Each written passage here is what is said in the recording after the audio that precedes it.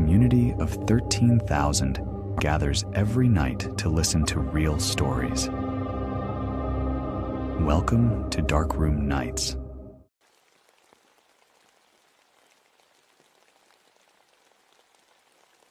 This was about 23 years ago. I was in Haiti, was with a couple of my cousins, and we're out late at night in the countryside. When I say it's dark and you can't see shit, you really can't see anything. The kind of darkness out there is not like city darkness. There are no streetlights glowing in the distance, no headlights passing every few minutes, no windows lit up across the street. Once night settles in, the whole countryside seems to disappear. The hills, the rocks, the trees, even your own hands if you hold them too far in front of your face. Everything becomes sound, shape, and instinct. We were kids, so of course we were not thinking about danger. We were just happy to be outside, running around with the kind of wild energy you only have when you are young and staying up later than you should. There were a few of us cousins together, and we had been playing some version of hide and seek mixed with racing up and down the hill. It probably made no sense as a real game, but at that age, rules do not matter much. You run, you hide, you laugh, you scare each other, and you keep going until somebody gets hurt or an adult finally yells for everyone to come inside. The place we were playing was rough. For anyone who has never been to Haiti, the countryside can be beautiful, but it is not soft. It is mountainous, uneven, and full of rocks. Even in daylight, you have to watch your step. At night, running around like we were, it was honestly stupid. We were scrambling up and down the hill, slipping, catching ourselves, kicking loose stones, and laughing so loud our voices echoed into the dark. Every now and then, one of us would hide behind a tree or crouch behind a rock, and the rest would go searching. You could hear breathing before you saw anyone. You could hear feet sliding on dirt, whispers turning into laughter, someone trying not to give away their hiding place. The darkness made everything more exciting. It also made everything feel bigger. A small bush looked like a crouched person. A branch moving in the wind looked like an arm. A goat in the distance could sound like something creeping through the brush. But we were making so much noise that fear never had time to settle. Then the old man appeared. I still do not know where he came from. One moment we were running around, making a bunch of noise, and the next moment he was there, close enough that we all stopped almost at the same time. He did not come walking up from far away where we could hear him. He did not call out first. He was just suddenly in the dark near us, like the night had opened and placed him there. Let me know in the comments where you're listening from. And if you have a true story of your own that you want to share with others, you can submit it through the form page linked on my channel. At first, we could only make out his upper body. An old man, or what looked like one. His shape was thin and bent slightly forward. His face was hard to see, but I remember the feeling of him looking directly at us. Not angry, not confused, just watching, as if he had been listening to us for a while before deciding to speak. Then he asked, "Hey boys, you know where I can get some horseshoes?" We stared at him. It was such a strange question that none of us knew how to answer. Horseshoes? In the middle of the night? Out in the countryside? From a group of kids playing on a hill? For a second, I thought maybe he was just some weird old man, maybe drunk, maybe lost, maybe trying to mess with us. Kids in Haiti hear stories. You hear all kinds of things about spirits, strange people, things that walk at night, things that look human until they do not. But when you are young, there is always a delay between hearing those stories and realizing you might be standing inside one. We looked at him confused, and he said again, almost like he was explaining something obvious, "My feet hurt." That was when we looked down. I wish we had not. Where his legs should have been, where an old man's feet should have been planted on the rocky ground, there were horse legs. Not shoes that looked strange, not pants torn in a weird way. Horse legs. Long, wrong, dark shapes ending in hooves. The proportions did not match the body above them. It was like two different creatures had been forced together. My mind could not accept it at first. I remember staring, waiting for the darkness to correct itself, waiting for the shape to become something normal. It did not. Then he made a sound. It was not a normal human laugh, and it was not a normal horse neigh either. It was somewhere in between, and that made it worse. A horrible, broken, high-pitched sound that came out of his mouth but seemed too large for him. It rose into the dark and bounced off the hill, and every one of us lost whatever bravery we thought we had. We ran, not carefully, not thinking about rocks or slopes or where anyone else was. We just ran.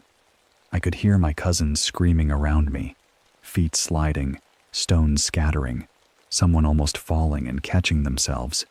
Branches slapped at us, dirt kicked up under our feet. My heart was beating so hard I could feel it in my throat.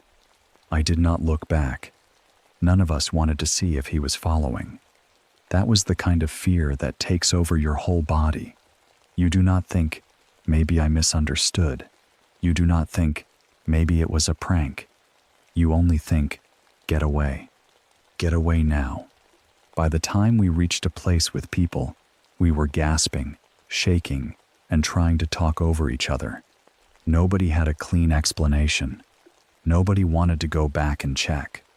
In daylight, maybe someone could have convinced us we saw wrong. Maybe shadows. Maybe an animal. Maybe an old man standing near a horse. Maybe fear twisting everything. But all of us had seen it. The question about horseshoes. The words. My feet hurt. The horse legs. That awful sound. I am older now, and I know memory can change over time. Darkness can play tricks. Children can scare themselves. But there are some things your body remembers better than your mind does. I still remember the feeling in my stomach when I looked down. Sorry to interrupt. If you're new here, I'd appreciate it if you subscribed to Darkroom Nights for daily true horror content that will haunt your dreams and keep you wondering what lurks in the shadows. And don't forget to tap the notification bell so you never miss a new story when the darkness calls out to you. I still remember the instant all the laughter vanished. I still remember running like something from the other side of the dark had stepped too close. The second thing that happened in Haiti was worse in a different way, because this time it was not just something strange in the night. It involved family, death, grief, and the kind of fear that makes adults go quiet. One of my cousins suddenly became very ill and passed away. It happened fast enough that everyone was shocked. In a close family, death does not just affect one house, it spreads through everyone. People arrive, cry, cook, sit together, pray, whisper, and try to make sense of something that does not feel real. After the burial, it was customary for the immediate family to stay at the deceased parents' house for the night. So that is where we were, gathered at my uncle's place. The house was full of that heavy silence that comes after a funeral. People were exhausted from crying. Some sat close together without speaking. Others moved around quietly, doing small tasks just to have something to do. The air felt thick with sadness. Even the smallest sound seemed too loud. A chair scraping, someone clearing their throat, a pot being moved in the kitchen. Night came, and nobody felt normal. You could tell everyone was thinking about him. My cousin had just been buried. That fact sat in the house like another person. His name came up in whispers. Then people would stop talking because it hurt too much. Then, suddenly, there was banging at the door. Hard banging. Not a polite knock. Not someone arriving late and asking to be let in. It was desperate, frantic, violent. Everyone froze. Then we heard a voice. "Moom, let me in. Help, help." It was my cousin's voice. My freshly buried cousin. For a moment, no one moved. I do not think anyone could. The sound was impossible. We had buried him. We had mourned him. We had watched the rituals happen. And now his voice was outside the door, begging his mother to let him in. The fear in that house was instant and total. It was not like the fear from the old man on the hill, where we could run away. This was inside the family, inside grief. His mother was there. His relatives were there.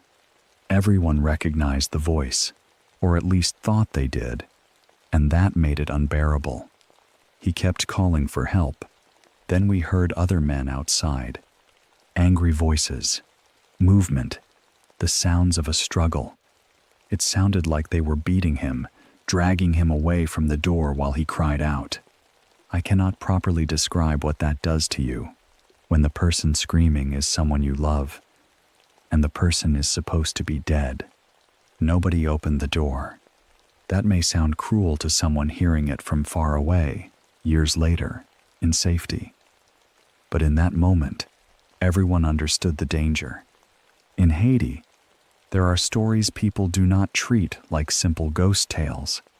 People talk about poison, about being made to seem dead, about bodies being dug up, about people being taken and used. Whether every story is true or not, the fear around them is real.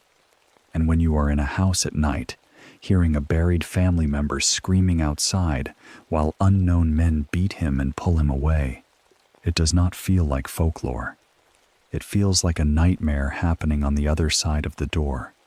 The worst part was knowing that trying to save him could get everyone killed. That was the belief in the room. If you opened the door, if you tried to fight, if you tried to take him back, the men outside would not just leave. They could come in. They could kill everyone in the house. Children, parents, relatives, anyone. The door became the only thing between us and whatever was happening out there. So we listened. That is the part that still haunts me. We listened to him call for help. We listened to the struggle move away. We listened until the sounds faded. And then there was nothing. No one slept after that. How could anyone sleep? The house was filled with quiet crying, shaking hands, people whispering prayers, people staring at the door as if it might start banging again. His mother had to live with that sound. We all did. I have never been so scared in my life, because the first story felt like seeing something impossible. The second felt like being forced to do nothing while something impossible happened to someone you loved. And sometimes, that is worse.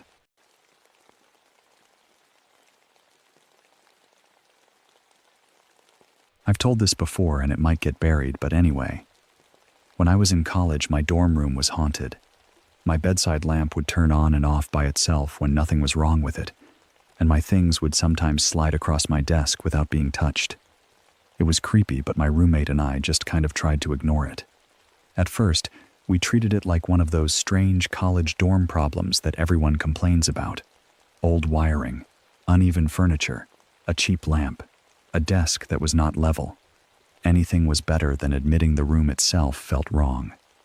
When you live in a dorm, you get used to weird noises and uncomfortable spaces. People are always moving around. Pipes knock in the walls. Doors slam at every hour. Someone is always laughing too loudly in the hall, or dragging a laundry basket across the floor, or coming back late from a party. So when my bedside lamp started acting up, I tried to be reasonable. The first time it happened, I was sitting at my desk, studying or pretending to study, and the lamp beside my bed clicked off by itself. I turned around and stared at it, annoyed more than scared. I figured the bulb was loose, so I got up, tightened it, checked the plug, and turned it back on. It stayed on for a while. Then it clicked off again. Not a flicker, not a dimming. A clean click, like someone had reached over and switched it off. That bothered me, but I still tried to explain it away. I changed the bulb. I checked the outlet. I moved the cord around. Nothing seemed wrong with it. The lamp worked perfectly whenever I tested it. It only seemed to misbehave when I was in the room, and usually when I was trying not to pay attention to it. Then my things started moving. Small things at first. A pen rolling across the desk when the surface was flat. A notebook shifting a couple of inches while I was sitting nearby. Once, a hair tie slid from one side of the desk to the other with no one touching it. It did not fly across the room or anything dramatic like that. It moved slowly, almost casually, which somehow made it worse.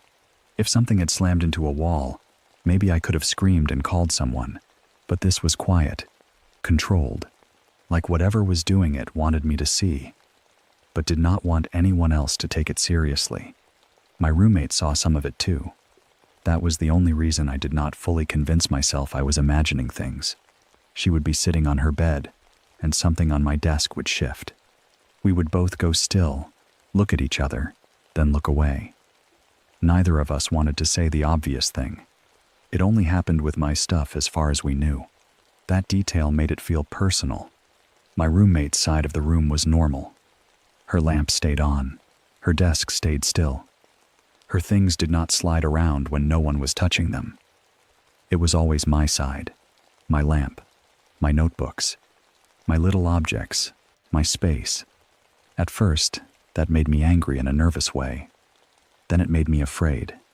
Dorm rooms are already too small. There is no distance between your bed, your desk, and the door.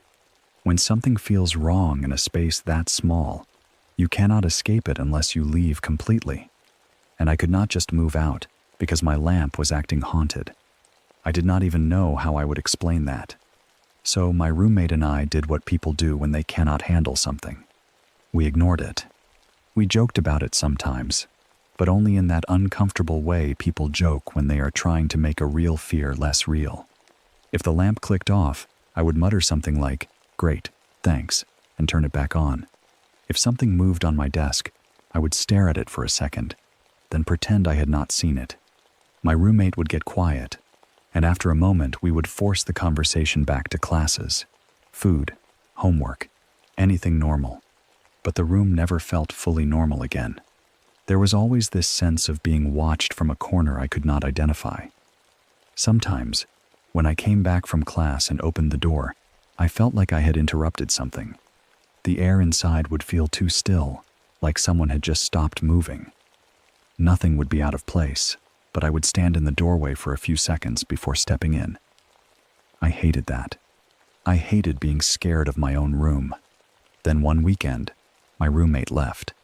She was gone for the weekend, which meant I had the dorm room to myself. That should have been nice. Privacy was rare in college. Having a room alone for a couple of days should have felt like a luxury. Instead, the moment she left, the space felt bigger and emptier in the wrong way. The silence was different without her. There was no typing from her side of the room, no rustling blankets, no random comments, no shared presence to break the tension. It was just me and my side of the room, the side where things happened. That afternoon, I decided to take a nap. I remember climbing into my raised bed, tired from the week, and trying not to think about anything strange. Raised dorm beds always feel a little exposed. You are high off the ground, close to the wall, with the room spread out beneath you. Usually I liked it. That day, I felt like I was lying on a shelf. The room was quiet. The light was soft. I must have fallen asleep quickly. Then I started dreaming. The dream was strange, because it was not strange at first. It was basically a recap of my day. I was walking through campus, running errands, going to class, doing ordinary things I had already done. The kind of dream that feels almost boring because your brain is just replaying your routine. But then I saw him, a black figure holding a staff. He was following me.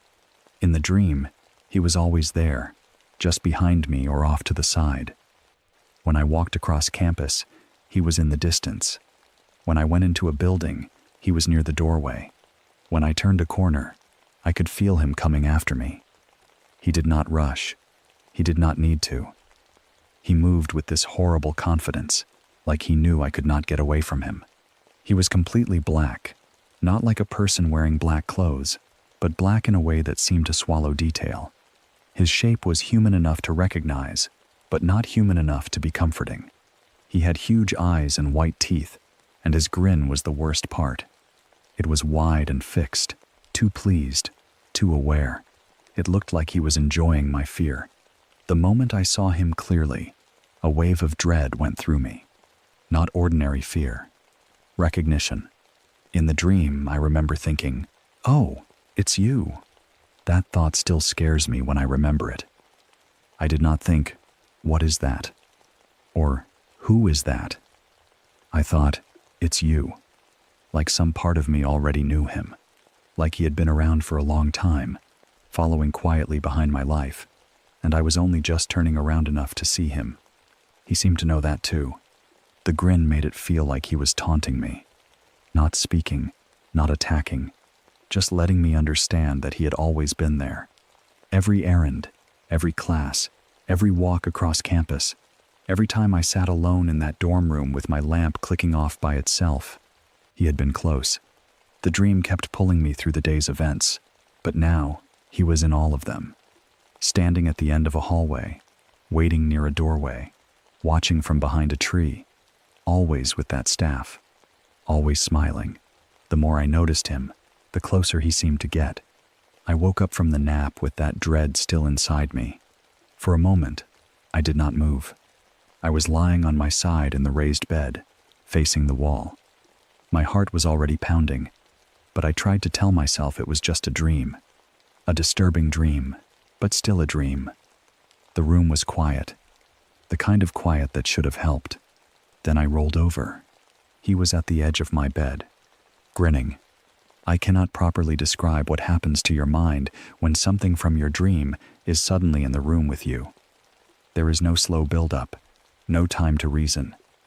Your body understands before your thoughts do. Every muscle locked, my throat closed. The air seemed to disappear. He was right there at the edge of the raised bed, close enough that if he had reached out, he could have touched me. The same black figure, the same huge eyes, the same white teeth, the same horrible grin. For a second, I just stared. Then I squeezed my eyes shut. I told myself that when I opened them, he would be gone. That was what you do with nightmares. You wake up, you blink, you turn on a light, and the shape in the corner becomes a chair or a hoodie or a shadow. I kept my eyes closed tight and tried to breathe. I remember thinking, "Please, be gone. Please be gone. Please be gone." When I opened them again, he was on top of me. His weight pressed down on my chest. I could not breathe. Panic hit so hard that it felt like my body had been dropped into freezing water. I tried to move, but I could not move right. I tried to scream, but nothing came out. It felt like he was pinning me there, holding me under the invisible pressure of himself. His face was above me, still grinning, still too close, still enjoying it. I know people will say this sounds like sleep paralysis, and maybe it was, but in that moment, it did not feel like a medical explanation. It felt like something had followed me out of the dream and into the room. It felt like the thing responsible for the lamp, the moving objects, and the feeling on my side of the room had finally stopped playing around. It had shown itself. The pressure lasted forever. Or maybe it was only seconds. Fear stretches time until it loses shape. I could hear myself trying to breathe. Small trapped sounds in my throat. My chest burned. My mind was screaming, but my body would not respond the way it should. Then, suddenly, I was able to move. I fought upright, like I had broken through water. The pressure lifted. I gasped in air, shaking violently, and sat there in the raised bed, staring into the room. The figure was gone. The room looked normal again, but it did not feel normal. It felt like something had stepped back just out of sight. My first instinct was to turn on my bedside lamp. Light. I needed light. I reached for it with a trembling hand and clicked it on. The lamp turned off. Instantly. Not flickered, not dimmed. It clicked off. That was when I became hysterical. The dream could be dismissed. The figure could be sleep paralysis. The pressure on my chest could be explained away by the body doing something strange during sleep. But the lamp turning off right then, after everything that had already happened in that room, felt deliberate. I pleaded out loud. "Oh no, please no." My voice sounded small and broken in the room. I turned the lamp on again. It went off again. That was enough. I climbed down from the raised bed as fast as I could, nearly falling in the process. I grabbed whatever I could reach, or maybe nothing at all. I do not fully remember. I just knew I had to get out. The room felt like it had closed in around me, like if I stayed another second, the thing would come back and I would not get away from it. I fled. I did not tell many people what happened. I knew how it sounded. College students are not supposed to say. A black figure from my dream crawled onto my chest, and then my haunted lamp taunted me. I could already imagine the looks, the jokes, the polite concern, the explanations about stress, lack of sleep, anxiety, bad wiring, nightmares. So I only told my suite mate, the girl who lived next door. Our rooms were connected by a shared bathroom, so she knew our space better than most people would. She listened without laughing. That mattered more than I can explain. She did not tell me I was crazy. She did not make me feel stupid. She just accepted that I was terrified. She gave me a little Buddha figure. I kept it next to my bed after that. I still have it years later. Maybe that sounds silly, but when something makes you feel that unsafe, even a small object can become a kind of anchor. Something solid, something protective, something that says the room is not entirely under whatever power scared you. For a while, I tried to explain the whole thing as sleep paralysis. I had heard of it before. People wake up unable to move. They feel pressure on their chest. They see figures in the room. It matched enough that part of me wanted to accept it. Honestly, I wanted it to be sleep paralysis. I wanted a clean explanation, a harmless one, a brain glitch, a body stuck between dreaming and waking. But the scariest part happened the next day.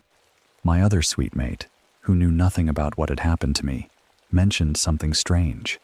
She said that the day before, in the afternoon, she had been in her room with her door open. She saw a shadowy figure of a man standing in the hall, looking at her. Then it turned away and took a big step toward my room. At the exact time I had been sleeping that afternoon, I felt the blood drain out of me as she said it. She had not heard my story.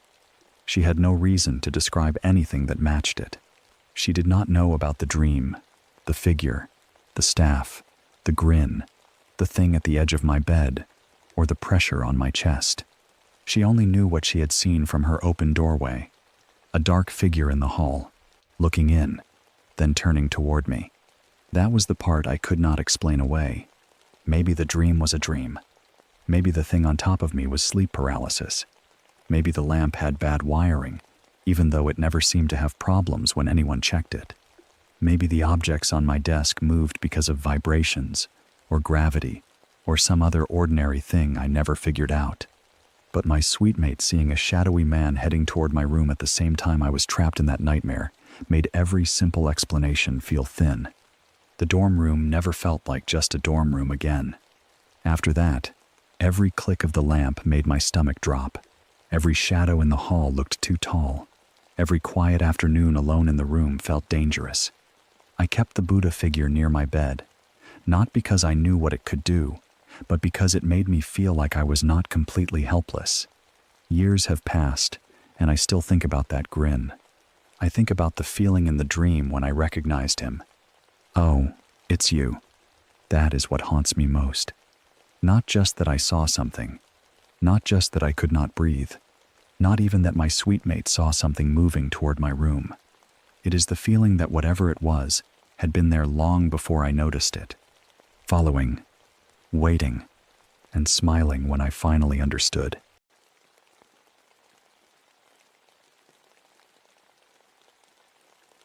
This happened just a few years ago, when I was still engaged in a trade many of you would frown on. I was a young and desperate man, and I guess if you are good at something and you enjoy it, you may as well make money from it. I never had any problem with most of my clients, I guess because I was solicitous and nice to the extreme, and also because I'm tall and built, and can be intimidating if I have to. That last part mattered more than I liked to admit. In that line of work, being polite helped, but being physically hard to push around helped even more. I was young, but I was not stupid. I knew when a situation felt wrong. I knew when a client was trying to test a boundary. I knew when to smile, when to leave, and when to make it clear that I was not someone they could easily trap or threaten. Most of the time, nothing dangerous happened. Strange, yes. Awkward, often. Sad, sometimes. But not truly dangerous. A lot of people were lonely. A lot of people had too much money and too much shame. They wanted someone kind, someone discreet, someone who would not judge them for an hour or two. I could be that person. I was good at reading a room, good at pretending I was comfortable, and good at keeping control even when someone else thought they were in charge. But this man was different. This is one of the darkest transactions I ever had. I had only heard about him through a friend, not a close friend, but someone from the same circles who knew clients, knew which ones paid well, and knew which ones were not worth the risk. He said the gentleman was wealthy, private, and generous. Very generous. He told me the man had specific tastes but was respectful and clean. That last part was important. You learn to listen for those details. Wealth alone did not make someone safe. Sometimes it made them worse. The man lived in a house that looked like old money. Not flashy, not new rich. It had a quiet kind of power to it, the kind that makes you lower your voice without realizing why. The neighborhood was beautiful, but too still. Tall hedges, wide driveways, heavy doors, the kind of place where every window seemed dark, even when lights were on inside. When he opened the door, he looked exactly like the kind of person my friend had described. Distinguished, well-dressed, older, but not frail. His voice was calm and educated, with the careful politeness of someone who was used to people doing what he asked. He smiled warmly, but there was something measured behind it. He did not stare in an obvious way, but I felt inspected from the moment I stepped inside. The house smelled faintly of polished wood, expensive soap, and something floral that might have been candles. Everything was spotless. Too spotless. Almost. The entryway was quiet enough that I could hear my own shoes against the floor. He took my coat, offered me something to drink, and asked whether I had eaten. I knew better. You are not supposed to eat or drink anything in a stranger's house. That is one of those basic rules you learn quickly if you want to keep yourself safe. But he had come recommended by someone I trusted enough at the time, and he made the offer feel casual, not pushy, not suspicious, just hospitable. I was hungry, too. That made it easier to ignore the little voice in my head telling me to refuse. So I accepted. I remember the juice clearly. It was cold and sweet, served in a glass that looked expensive. There was food, too, something simple, arranged neatly on a plate. He did not hover while I ate. He spoke gently, asked small questions, and listened like every answer mattered. He was persuasive in a way that did not feel like pressure until later, when I looked back and realized how easily he had guided everything. After eating, I started to feel strange. Not dizzy exactly. Not sick, but intense. That is the only word I can use. My senses sharpened in the wrong way. The light from the lamps seemed warmer. The air seemed heavier. My own skin felt too aware of everything around it. I told myself it was nerves. Maybe the house was making me uncomfortable. Maybe the man's calmness was putting me on edge. But I still think he put something in my juice or food. When we entered his bedroom, I noticed the plastic immediately. There were plastic sheets on the bed and a bit beneath it, arranged carefully, not like something someone had thrown down at the last minute. That made me pause. In my work, people sometimes asked for specific things. Usually they mentioned them beforehand, because preparation mattered. If someone had a messy request, they planned for it. They told you. You decided whether you were comfortable. Everyone knew the terms. This felt different. I asked myself if maybe he was just obsessive about cleanliness. Maybe he did not want massage oil on the bed. Maybe he was particular about fabrics. Rich people could be strange about furniture. I had seen weirder things. Still, the plastic made the room feel less like a bedroom and more like a place prepared for a procedure. The rest of the room was elegant, but cold. Heavy curtains, dark furniture, a large bed, candles placed carefully, not romantically, but almost ceremonially. Their flames flickered against the walls and made the shadows look like they were breathing. Then he brought out the box. It was large, dark wood, polished until it reflected the candlelight. He set it on a table beside the bed, between the candles, with the carefulness of someone placing something sacred. I remember staring at it and feeling that same small warning inside me. "What is that?" I wanted to ask. But I did not. When I undressed him for the massage, I saw the scars. That surprised me more than anything up to that point. For such a wealthy, polished gentleman, his body was marked all over, not just one or two old scars. Many. Across his torso, especially his chest and back. Some on his upper arms, some on his legs. They varied in size and age.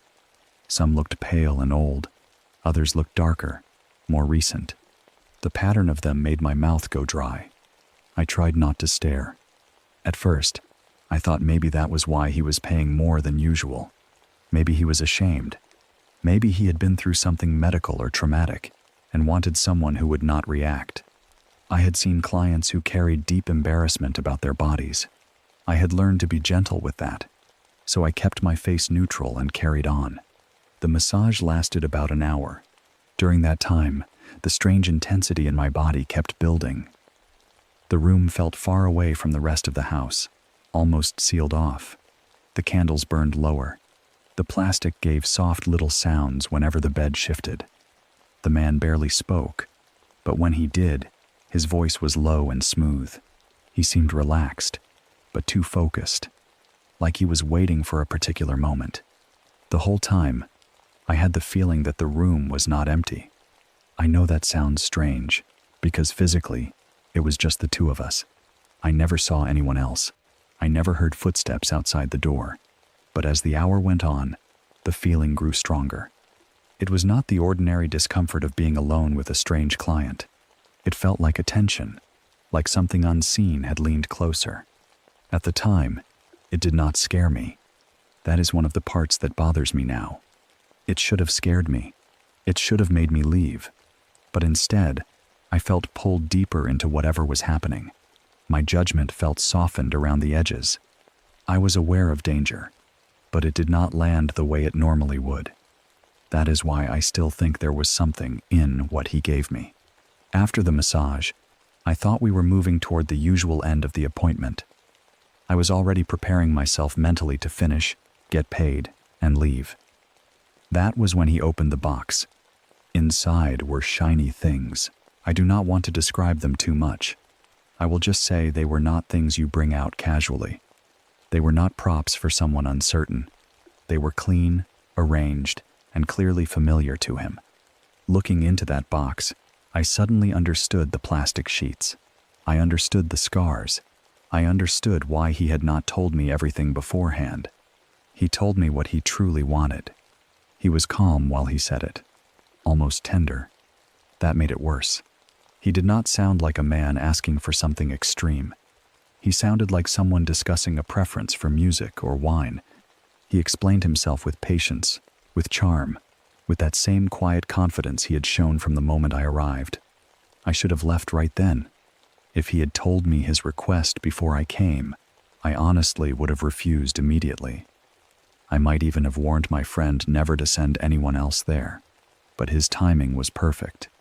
He had waited until I was in the room, until I had eaten, until the atmosphere had changed, until my mind felt hot and strange and reckless. He had played his cards well. It was the only time I engaged in blood play. I am not proud of that. I am also not going to pretend I was forced in the simple way people like to imagine. It was more complicated and more disturbing than that. Some part of me agreed. Some part of me was fascinated. Some part of me, maybe the part that had been altered by whatever he may have given me, wanted to see what would happen. And that is what still makes me sick. Because it brought out something in me I did not know was there. The whole thing felt like stepping over a line and realizing too late that the line had been protecting you. The man watched me closely, not with fear, but with delight.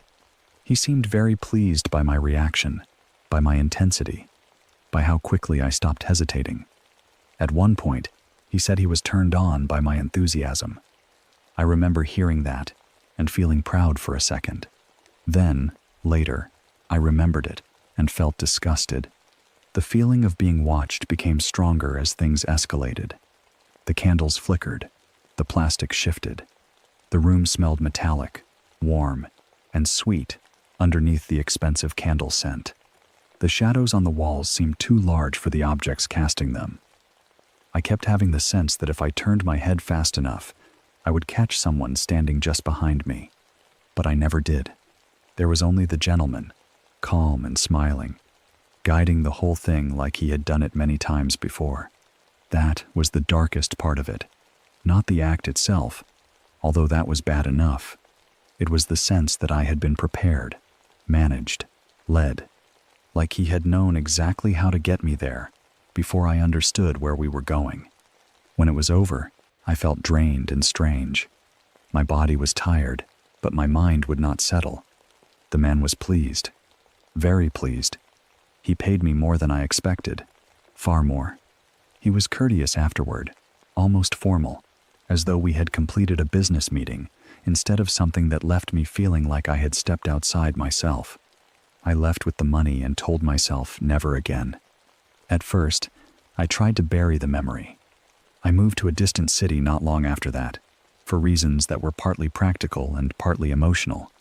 I wanted distance from that house, that man, and that version of myself. I told myself I had learned something important about limits.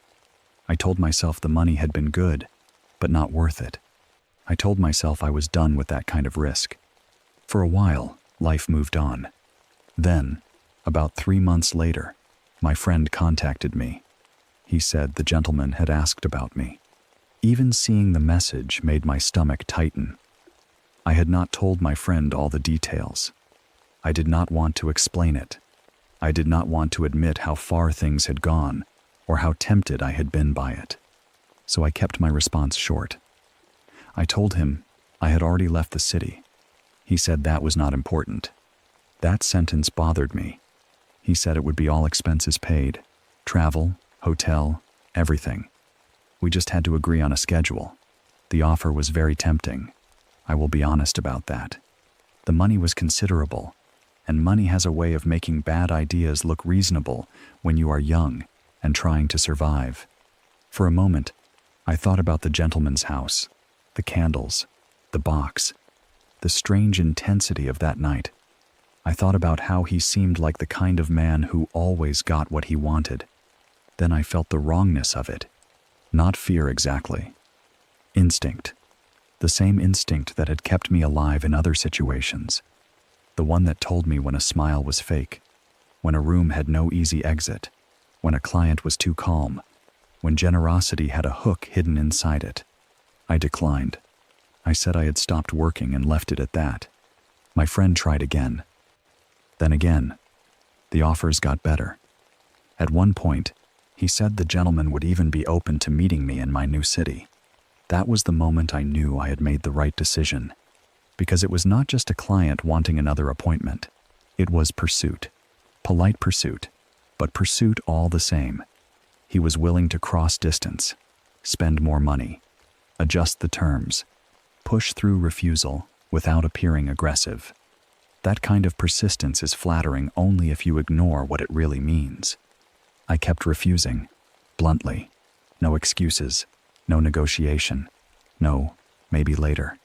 Eventually, they stopped. I should have felt relieved, and I did, but only partly. Another part of me wondered what would have happened if I had said yes. I wondered if the next time would have gone further. I wondered if that was why he wanted me back.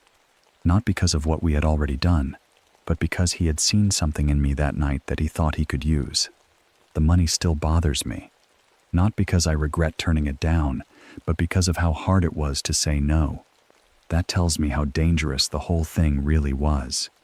A safe client does not leave you feeling like refusal is a fight with yourself. A normal encounter does not make you question whether you were drugged, manipulated, or shown a part of your own mind you never wanted to meet. I have been called many things for telling this story. Some people do not believe it. Some people think I exaggerated.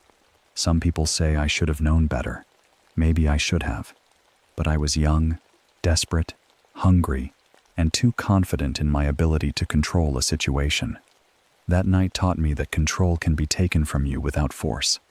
Sometimes it is taken through charm, through timing, through hunger, through money, through a drink you should not have accepted, through a room arranged before you ever arrive.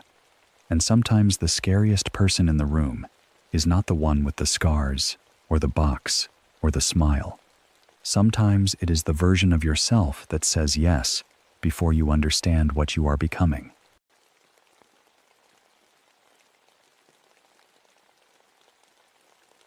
When I was 13, I experienced the ghost of my grandmother. She had died in her sleep while taking a nap on the living room couch. Not in a hospital, not after some long, dramatic final moment, but right there in the house, in the middle of an ordinary day, on the same couch where people watched TV, talked, rested, and passed through the living room without thinking anything of it. That was the part that made it strange to me even then. Death had not happened somewhere separate from daily life.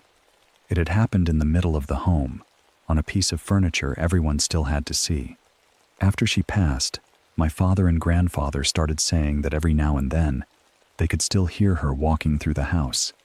They said it always sounded like the same trip she used to make when she was alive.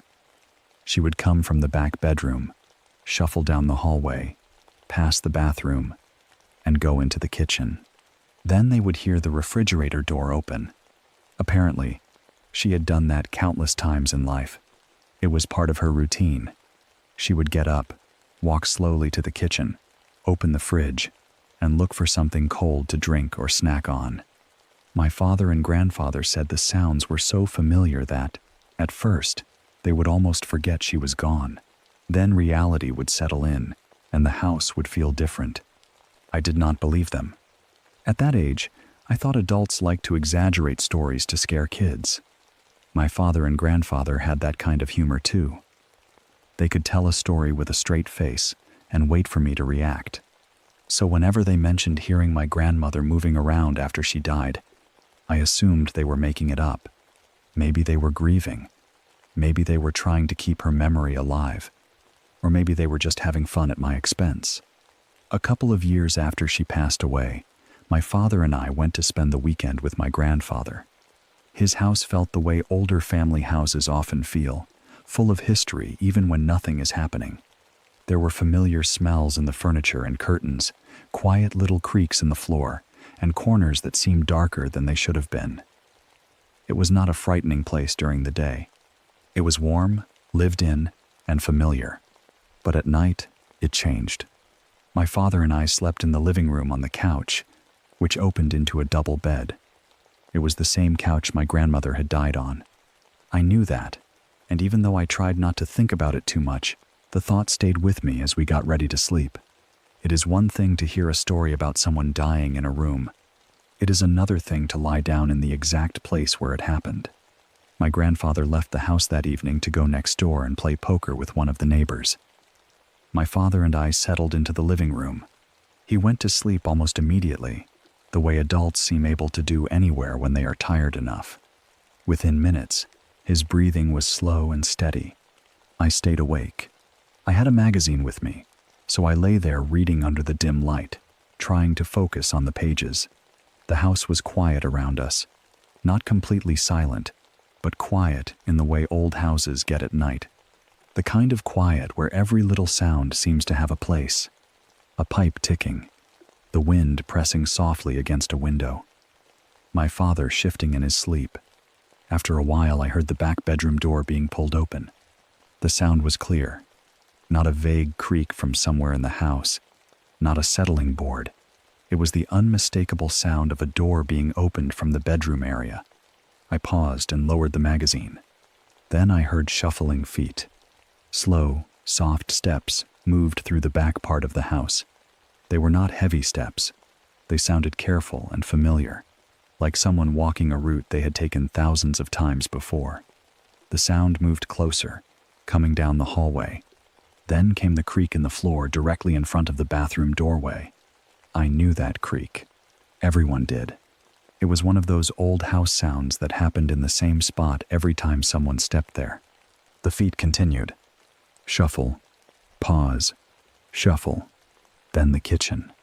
I heard the refrigerator door being pulled open. Then I heard glass bottles clinking against each other in the fridge door. Back then, soft drinks still came in glass bottles, and they made a very specific sound when they knocked together. That small clinking noise was so normal, so ordinary, that for a second I relaxed. I thought it was my grandfather. I was thirsty, and hearing the fridge made me want a cold drink too.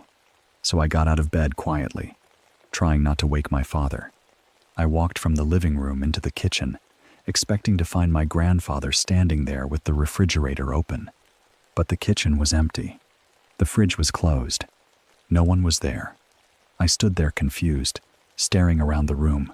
I knew what I had heard. The bedroom door, the shuffling steps, the floorboard near the bathroom, the refrigerator, the glass bottles.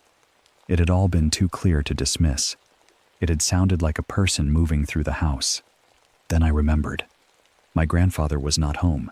He was next door playing poker. He had not come back yet.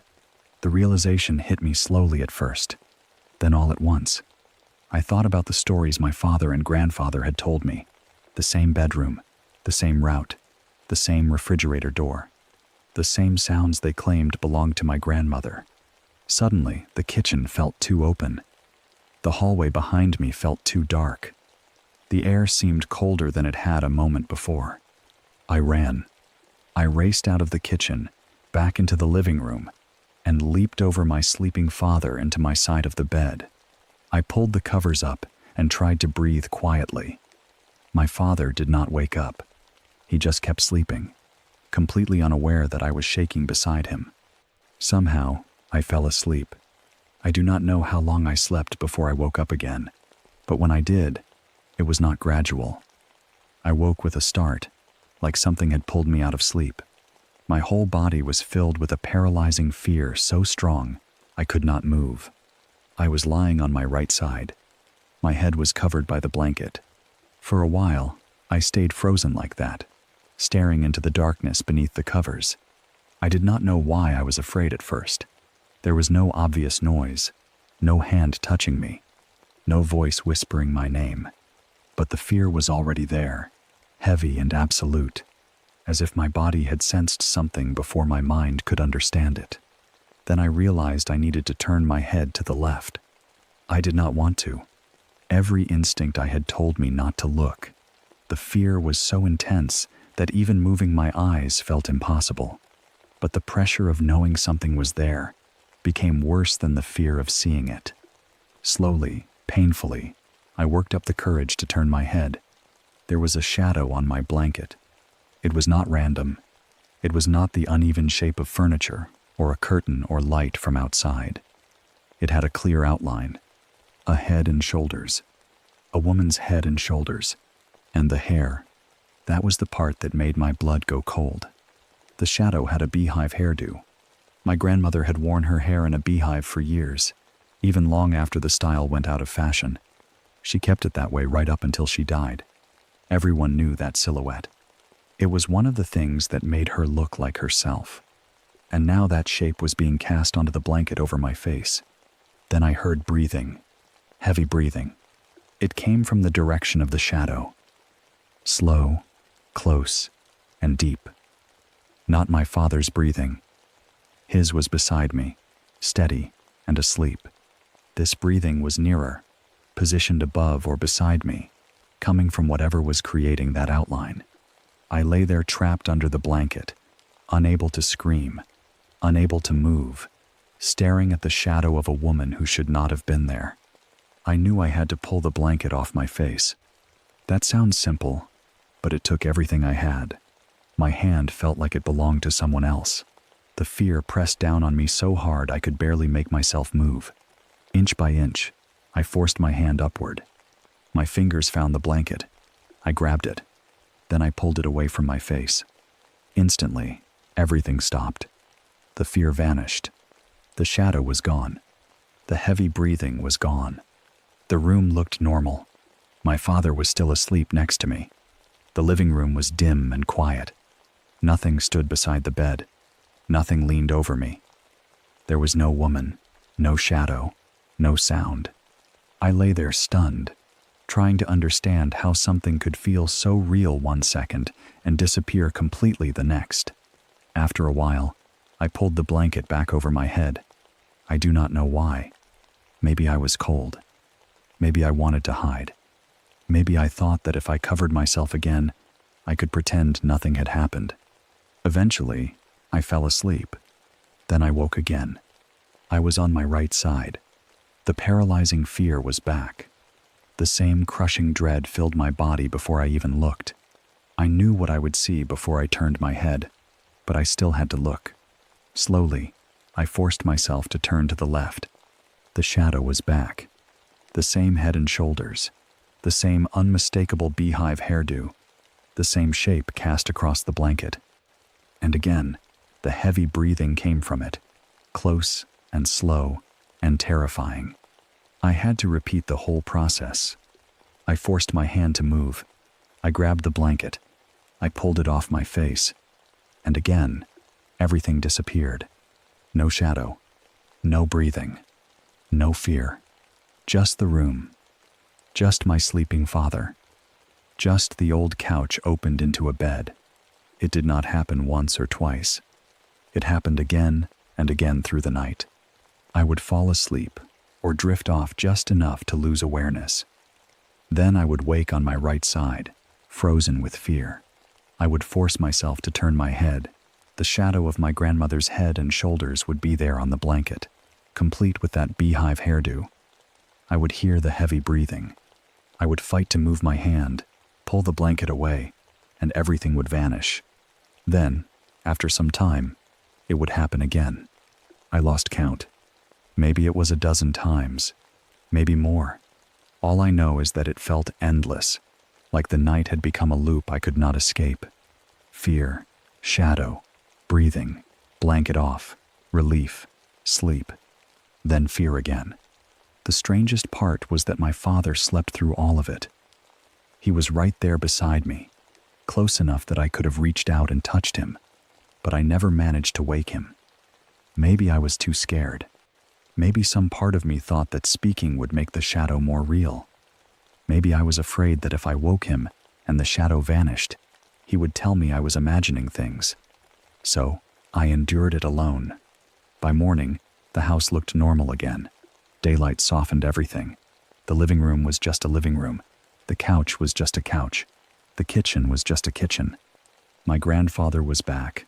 My father was awake, and the terrible pressure of the night had lifted. But I remembered every second. I told my father what had happened.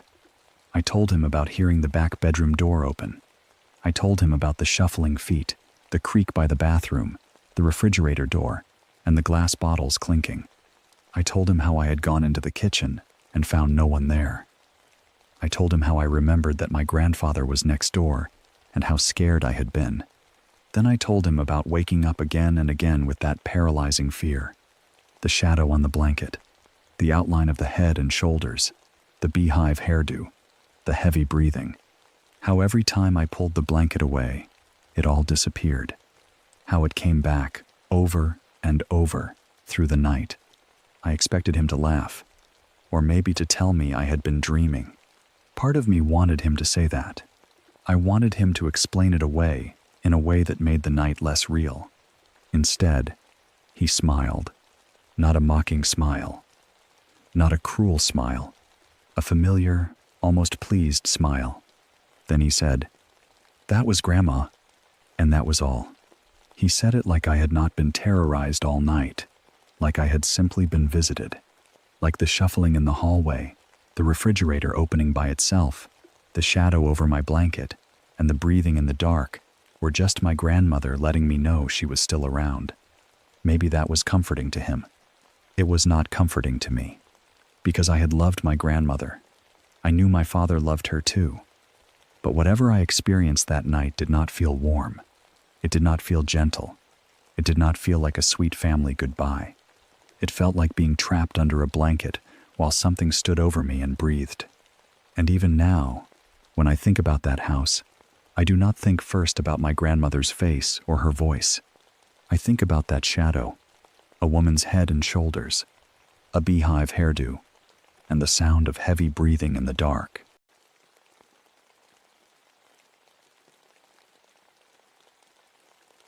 When I was 16, my friends and I had an apartment in the building his parents owned. It was an old building in Chicago and had tunnels that Al Capone and company had built that his dad blocked off. At that age, we thought the building was the coolest place in the world. It was old, worn down in places, and full of corners that looked like they belonged in a crime story. The floors creaked. The walls had that old building smell, a mix of dust, wood, paint, and something damp underneath. Pipes knocked in the walls, doors stuck when the weather changed. If you were alone in the hallway at night, the place had a way of making you feel like someone had just stepped out of sight. But we loved it. To us, it felt like freedom. We were teenagers with an apartment in a building one of our friends' parents owned. We could hang out there, talk, smoke, listen to music, and act like we were older than we were. We were 16, stupid, and convinced we were untouchable. The building was in Chicago, and like a lot of old Chicago buildings, it came with stories. The one everyone repeated was about the tunnels.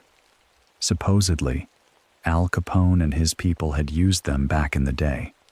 I do not know how true that was, but it was the kind of detail that made the whole place feel darker. The idea that there were blocked-off passages beneath us, tunnels that had once hidden men with guns and secrets, made the building feel like it had layers. Like there was the part we lived in, and then there was the part underneath that still remembered things. His dad had blocked the tunnels off, but knowing they were there was enough. Sometimes we would talk about them late at night and try to scare each other. Someone would say they heard footsteps near the basement. Someone else would swear they saw a door move. Most of the time, it was just us messing around. That was what we did. The roof was our smoking spot. To get there, we had to go up through the attic. That attic was not the kind of place anyone would hang out in. It was dark, unfinished, and full of old insulation. Beams, dust, and random junk that had probably been sitting there for years. There were no lights. None. The only light we had came from our cheap flip phones, and those did not do much. Back then, phone lights were weak. They gave off just enough glow to see a few feet in front of you, and everything beyond that stayed black. Going through the attic was always uncomfortable, even when we were together. The air felt stale and dry. It smelled like dust and old wood. Every step made the floorboards groan. There were low spots where you had to duck your head, and places where the darkness seemed thicker than it should have been. When you held your phone out, the light only made things worse sometimes. It lit up one small piece of the attic, while leaving the rest completely hidden. Still, we did it all the time. We were used to it. Or at least, we thought we were. One day, my friend Manny and I were going up to the roof to smoke. It was one of those ordinary days that did not feel like anything was about to happen. We had probably done the same thing 100 times before. Go through the apartment, climb up toward the attic, cut across the dark, get out onto the roof, smoke, talk, and come back down. Before we went up, I told Manny I had to piss, so I stayed behind in the apartment while he headed out. Or at least I thought he did. I was not paying that much attention. We were comfortable there, and it was normal for one person to go ahead while the other caught up. After I was done, I went up toward the attic by myself. The second I got up there, I felt like someone was there. It was not a sound at first. It was a feeling. A sudden awareness, like when you walk into a room and immediately know you are not alone. The attic was dark as usual, and I had my Motorola flip phone in my hand, holding it out in front of me so I could see. The weak light spread across the floor and caught pieces of wood, dust floating in the air, and shapes that disappeared as soon as I tried to focus on them. I stopped and listened. Nothing. No footsteps, no whispering, no breathing. But I still felt someone ahead of me. That was not unusual in our group. We were always messing with each other, hiding in the dark, jumping out, making noises, trying to scare whoever came up last. So even though I felt uneasy, my first thought was Manny. I figured he had gone up ahead and was waiting somewhere in the attic to scare me. I saw a shape move, a shadow. It was darker than the darkness around it, and it slipped farther into the attic, just beyond the edge of my phone light. It had the shape of a person, not clear like someone standing under a lamp, but clear enough that I thought I knew what I was looking at. A human figure, moving away from me. I said, "Manny, I know it's you. Quit fucking around." The shadow did not answer. It just kept moving. That annoyed me more than it scared me at first. I thought he was really committing to the prank, trying to make me nervous before jumping out. So I followed it.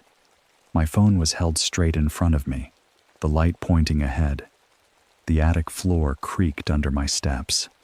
Dust hung in the air. Every few feet, the shadow seemed to drift just out of reach, staying ahead of the light. I yelled again, "Stop playing. I know it's you." Still nothing. The figure moved deeper into the attic, toward a corner. That was when the uneasiness started becoming real fear. Manny would have laughed by then. He would have said something.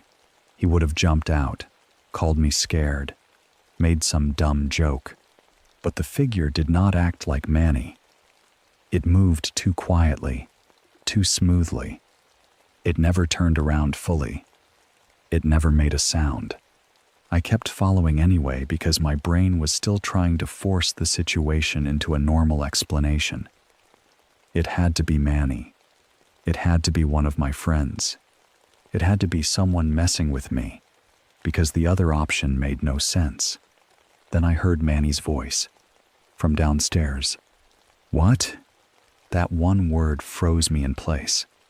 It came from below me, not ahead, not from the corner, not from inside the attic. Downstairs. For a second, my mind could not process it.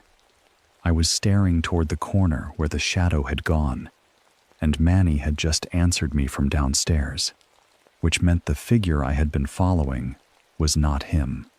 The fear hit me so hard my whole body went cold. I had followed it almost to the corner. The attic suddenly felt enormous and airless. The weak light from my phone seemed useless, almost laughable, like I was holding up a match in a cave. The dark space ahead of me looked deeper than it had seconds before. I could not see the figure clearly anymore, but I knew it was there, or had been there. Close enough that I had followed it. Close enough that I had spoken to it. I did not wait to find out where it went. I ran. I turned so fast I nearly tripped, then rushed back across the attic toward the stairs. The floorboards cracked under my feet. My phone light bounced wildly, throwing broken flashes across the beams and walls. I did not care about being quiet. I did not care about looking stupid. All I could think was that something had led me into that attic corner, and if I stayed one more second, it might step out from behind me. I got downstairs and found Manny. He was there. He had been downstairs the whole time, talking to his girlfriend. I asked him if he had gone upstairs. I needed him to say yes. I needed him to laugh and tell me he got me. I needed him to say it was a prank, that he had somehow moved around and answered from downstairs at the perfect time. But he had not been upstairs. He looked confused when I asked. His girlfriend was there too, and there was no way he had been hiding in the attic while also standing there talking to her. The timing did not work. Nothing worked. I told him I did not want to go upstairs anymore. At first, I think he thought I was joking or being dramatic. But I was not. Whatever he saw on my face must have made him realize I was serious. I was shaken in a way that was hard to fake. My heart was still pounding. My hands were probably trembling. I kept looking back toward the way I had come down, half expecting something to appear at the top of the stairs. People always try to explain it away when I tell them. They say, maybe the shadow was your own. But that is not possible. I was holding my Motorola flip phone in front of me. The light was pointing ahead, not behind me. My own shadow would not have been moving in front of me like a separate person. It would not have led me deeper into the attic. It would not have disappeared toward a corner while Manny answered from downstairs. I know what I saw. I saw a shadow person, not a blur, not a trick of the light, not a coat hanging from a beam or a pile of junk that looked human for a second. I followed it. I spoke to it. I believed it was my friend, until my friend answered from somewhere else. That was the part that still bothers me most. If I had only seen it for a second, maybe I could doubt myself. If it had been standing still, maybe I could say it was a shadow from my phone or something in the attic. But it moved like it wanted me to follow. And I did. I followed it all the way to that corner before I realized I was alone up there with it. After that, the attic never felt the same. The roof was not fun anymore. Not for me. Every time someone mentioned going up there, I remembered that dark shape moving ahead of my weak phone light. I remembered calling Manny's name. I remembered his voice coming from downstairs. I remembered the awful second when I understood that whatever I had been following had no reason to be there. The building already had a dark history, or at least dark stories attached to it. The blocked tunnels, the old rooms, the age of the place, all of that made it easy to imagine things hiding in it. But I do not think my mind invented that figure because of the stories. I think the stories made sense because something was already wrong there. Maybe old buildings hold on to things. Maybe places with hidden tunnels and blocked passages have shadows that are not just shadows. Maybe enough fear, secrecy, and violence leave something behind. I do not know. What I do know is that I was 16 years old, standing in a dark attic with a flip phone for a flashlight, and I followed what I thought was my friend into a corner. Then my real friend answered me from downstairs, and the thing I had followed was still in the dark.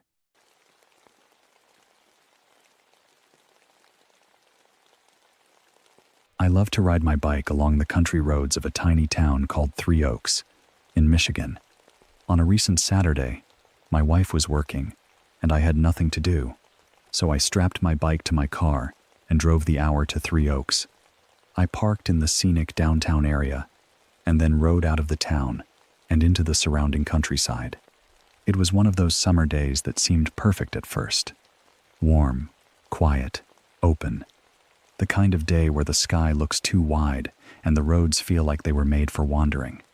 Three Oaks had that small-town charm that makes you lower your guard without realizing it.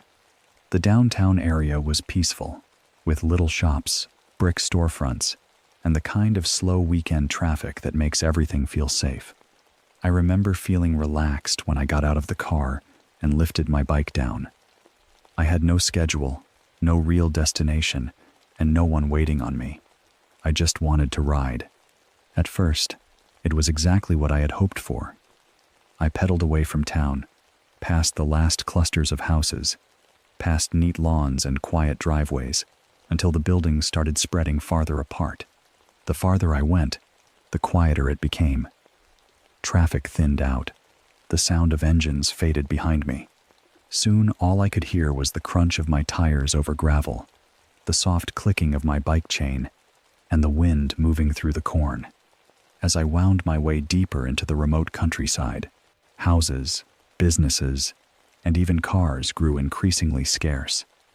Eventually, there was only an occasional house every half-mile or mile. Flanking the dirt and gravel roads that I pedaled down, between the occasional house, were vast cornfields and small thickets of trees. That kind of isolation is beautiful until something feels wrong. When you are riding a bike out there, you become very aware of how exposed you are. There is no metal frame around you like in a car, no locked doors, no quick escape if someone decides to bother you. You can see a long way down the road, but that also means you can see how empty everything is. Cornfields on one side, trees on the other, no sidewalks, no stores, no people standing in their yards, just road, fields, and sky. Still, I was not worried. I had ridden places like that before. I liked the quiet. I liked the feeling of being away from everything. Then the minivan passed me. At first, it was just another vehicle. It came up from behind, drove by, and continued ahead. I barely thought about it, but within moments of passing me, it slowed down, turned around, and came back. That caught my attention. On an empty country road, when a vehicle turns around after passing you, you notice. The van pulled up alongside me. I looked over. In the passenger seat was a woman, probably in her mid to late 20s. Her window was down, and she was looking at me. She did not say anything at first. The driver, a man who looked about the same age, leaned across her toward the open window. He had a big smile on his face and spoke in a slight southern drawl. "Hey, do you know David Christ?" The question was strange, but not alarming yet. People ask for directions. People mistake strangers for other people. Maybe someone named David Christ lived nearby. Maybe I looked like someone they expected to see. I thought for a second, then told him I did not know anyone by that name. He kept smiling and asked, "You don't know of him at all?" That wording felt a little odd. Not, "Do you know where he lives?" Not, "Have you seen him?" Just, "You don't know of him at all?" As if David Christ was someone I should recognize. I apologized and said no, I didn't. Then I pedaled on. The van sat there for a moment after I left. I could feel it behind me, even before I looked. Then it pulled a U-turn and drove off in the direction it had originally been heading. I told myself it was nothing. Maybe the driver was a friend of David Christ and thought we had met through him. Maybe they were lost. Maybe there was some local guy named David Christ everyone around there knew, and I just happened to be the wrong person to ask. It was weird, but not weird enough to ruin the ride. So I kept going. I turned down one road and headed north, then another, and headed east. I did not have a route planned. That was part of the enjoyment. I was just meandering through the countryside, taking whatever road looked peaceful, letting the day unfold without thinking too hard about it. But about 10 minutes later, I saw the van again. This time we were on a different road, heading toward each other. At first, I tried to see it as a coincidence. Rural roads bend and connect in strange ways. Maybe they had turned around. Maybe I had looped back closer to them without realizing it.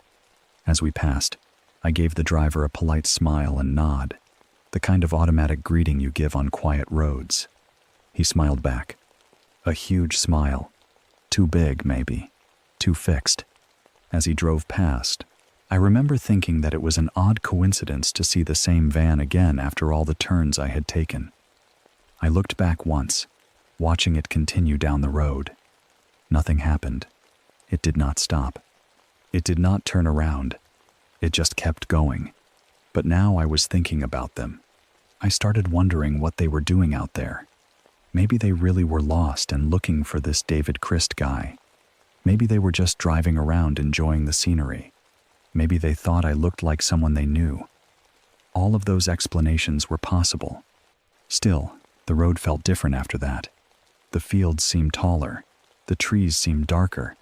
The empty stretches between houses seemed longer. I became more aware of how far I had ridden from town and how few people were around. Every time I heard an engine in the distance, my shoulders tightened. I kept riding anyway, turning again and again, trying to shake off the feeling. North, south, west, east, gravel roads, dirt roads, long empty lanes bordered by corn. I told myself there was no reason to be afraid. Then I came across the van a third time. This time, they were heading in the same direction I was. They slowed down and pulled alongside me again. The driver rolled down his window and leaned out. I got a better look at him then. He was a white man in his late 20s, wearing a baseball cap, with a few inches of goatee on his face. His smile was there again, stretched across his face in a way that did not reach anything behind his eyes. I stopped my bike and looked at him, waiting. He did not speak. He just stared at me. For about 30 seconds. That may not sound long when you say it out loud, but in a situation like that, 30 seconds is a lifetime. Try standing alone on a back road with no houses in sight, while a stranger in a van leans out of his window and silently stares at you. Every second becomes heavier than the last. You start noticing details you do not want to notice. The shape of his mouth, the stillness of the woman in the passenger seat, the sound of the engine idling, the emptiness behind you. The woman did not say anything. She just sat there. Finally, the driver spoke. "Hey, do you know David Christ?" This time, he was not smiling. He stared at me like the answer mattered, like he was testing me, like we had not already had this exact conversation 20 minutes earlier. I remember thinking, is he joking? Does he really not remember asking me this? Is he trying to be funny? Is he high? Is this some kind of game? I told him again that I still did not know anyone named David Christ. Then I pedaled off down the road. That was the moment I fully realized how remote the area was. I looked ahead and saw no houses along the entire length of the road. Not one. On one side of me was a cornfield, tall and dense, the stalks packed close together. On the other side was a stretch of woods, dark beneath the trees, even in daylight. I looked over my shoulder. The van was slowly driving away from me. It should have been comforting to see it leave, but it was not. Because now I knew this was not a normal coincidence. I had taken too many turns. I had changed directions too many times. There was no reason for us to keep crossing paths unless they were circling the area or deliberately looking for me. And if they were looking for me, I had no idea why.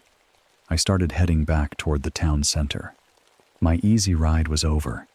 I pedaled harder, the relaxing rhythm replaced by a tight urgency in my legs. I kept glancing over my shoulder, listening for an engine, scanning ahead for houses, driveways, anything. The gravel road stretched in front of me and curved to the right. To the left was a narrow dirt path, not really a road, more like something a farmer or local vehicle might use. As I neared the fork, the van came around the corner. My stomach dropped. It was coming toward me. For a second, everything sharpened. The sound of my tires, the heat on my neck, the van's windshield catching the light, the cornfield beside me, the woods beyond it. I reached for the pocket knife I always carried on those kinds of rides, just in case. Then a terrible thought hit me. A pocket knife meant almost nothing if they decided to use the van. All they had to do was run me down, and I would be finished. Out there, on that road, with no witnesses and no nearby houses, they could hit me, drag me into the vehicle, or leave me in the ditch, and who would know in time? The van drew closer. I prepared myself to jump into the cornfield if I had to. That was not much of a plan, but it was the only one I had. Corn can hide you, but it can also trap you. You can run between rows, but not easily. Your bike becomes useless. You lose sight of the road. If they came after me on foot, I did not know if I could get away. As the van approached, it slowed. The driver rolled his window down and leaned out again. This time, I did not stop. I pedaled harder. I knew I could never outrun a van if they decided to chase me, but stopping felt like giving up. I kept moving, legs burning, hands tight on the handlebars. I did not look at him as I passed, but I could feel his attention on me. After a few seconds, I looked over my shoulder. The van was sitting in the middle of the road, just sitting there. I took the right fork and continued along the gravel road until I could no longer see it. Then I stopped. My heart was pounding. I got off my bike and moved carefully along the edge of the cornfield. I crouched low and crept back far enough to peek down the road I had just left. In the distance, the van was driving away. That gave me an idea. Maybe it was stupid. Maybe it was the only smart thing I did that day. I ran back to my bike, waited until the van was completely out of sight, then turned around and took the left fork along the dirt path instead. I rode as fast as I could. The dirt path was rough, and my bike bounced beneath me, but I did not slow down. I knew that if the people in the van had bad intentions and caught me on that path, far from town, flanked by cornfields, with no one likely to come across us, that would be the moment. That would be where something happened. Every sound behind me made my heart jump. A bird lifting from the field, gravel shifting under my tires, the wind moving through the corn. I kept expecting the engine to return. I imagined the van appearing behind me, gaining fast, the driver's grin visible through the windshield. But it never came. Either my trick worked, or the van had never been after me at all. I made it back to the town center without seeing them again. When I reached the familiar streets, the shops and parked cars felt unreal for a minute. People were walking around like nothing had happened. Someone carried a bag out of a store. A couple crossed the street. Life was completely normal there, only a short ride away from those empty roads where I had felt hunted. I loaded my bike onto my car and left. Later that day, after I got home, I could not stop replaying the encounter. The name kept running through my mind. David Christ. Who was David Christ? Was he famous? A musician? A local figure? Someone I was supposed to know? The way the driver had asked made it feel like the name mattered. The repeated question did not feel random anymore. It felt intentional. So I searched for it. I tried a couple of different spellings at first. Christ, Christ, Christ. The Christ spelling gave me the result that made my blood go cold. I found a newspaper article from Knoxville, Tennessee. It described a man named David Christ who had turned himself in after stabbing another man at a gas station in 2013. There was a photo with the article. I stared at it. It was him, the man from the van. Add a baseball cap and a few inches of goatee, and it was the same face, the same general age, the same look. The same man who had leaned out of the window on a remote Michigan back road and asked me, more than once, if I knew David Christ. I searched inmate records for Knox County, expecting to find him locked up somewhere. There was no David Christ in the inmate population. Somehow, he was out. Maybe he had never been convicted. Maybe he served little time. Maybe there was some detail I could not find. But the article was real, and the face was real, and the man I had met on those roads appeared to be the same David Christ connected to a stabbing. That changed everything. The encounter stopped being weird and became something much darker. Why was he in Michigan? Why was he driving around those empty country roads? Who was the silent woman in the passenger seat? Why did she never speak? Why did he keep asking strangers if they knew of him? Was he looking for recognition? Was it a threat? A joke? A warning? Was he deciding something based on how I answered? I do not know, and that is the part that still bothers me. If he had yelled, followed me aggressively, or tried to grab me, the story would be terrifying in a clear way. But the calmness made it worse. The smile, the repeated question, the silent staring, the way he kept appearing after I had taken road after road in different directions. It felt like a game, and I never learned the rules. Do I know David Christ? Yes, I do now.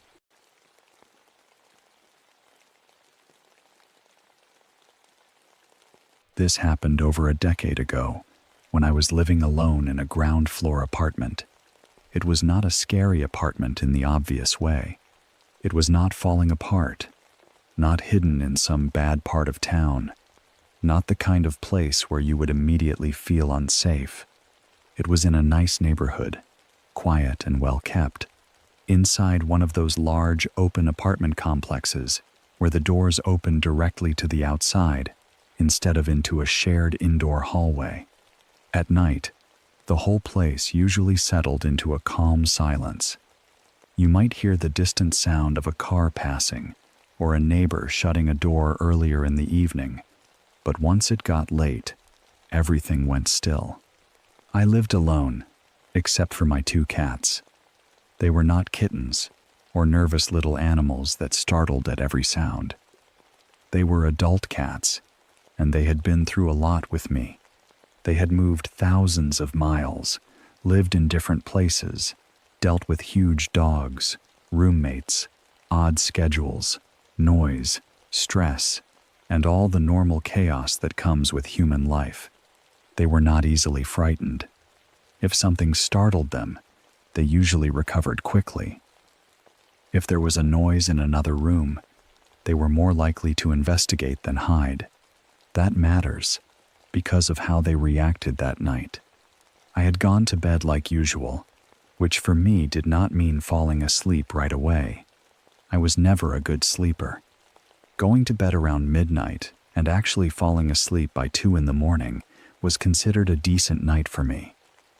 My body fought sleep constantly. My mind stayed awake too long. I could lie there in the dark for hours, listening to the apartment breathe around me, waiting for sleep to finally take over. That night, somehow, I did fall asleep.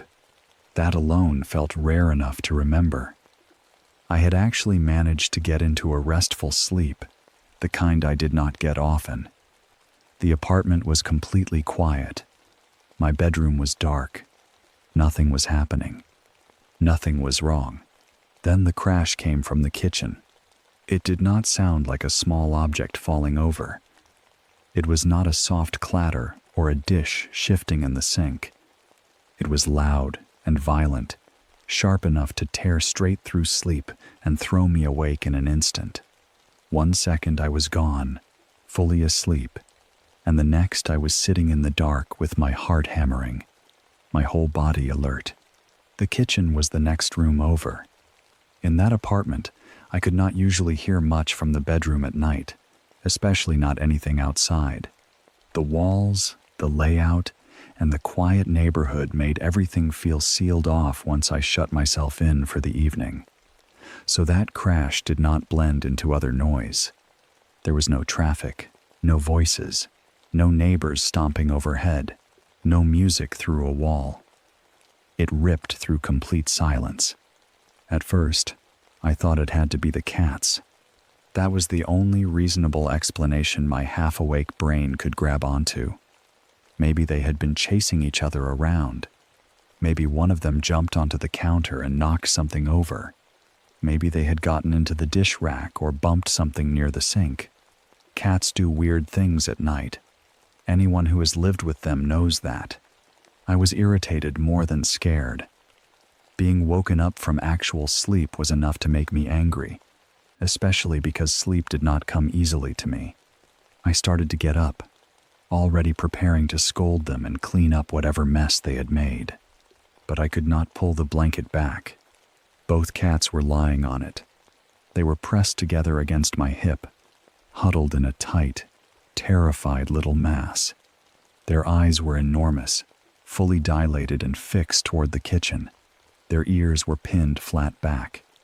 Their fur was puffed up so badly they looked like they had been electrocuted. That stopped me. The anger drained away for a second, replaced by a cold unease. These were not cats caught causing trouble. They were not guilty. They were not playful. They were terrified.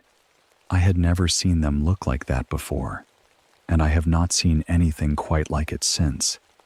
They were staring toward the kitchen, like something had happened in there that they understood better than I did. That bothered me more than the crash itself. Still, I did not think about safety. I wish I had. I did not grab a weapon. I did not call anyone. I did not turn on every light or take a moment to consider that someone might be inside.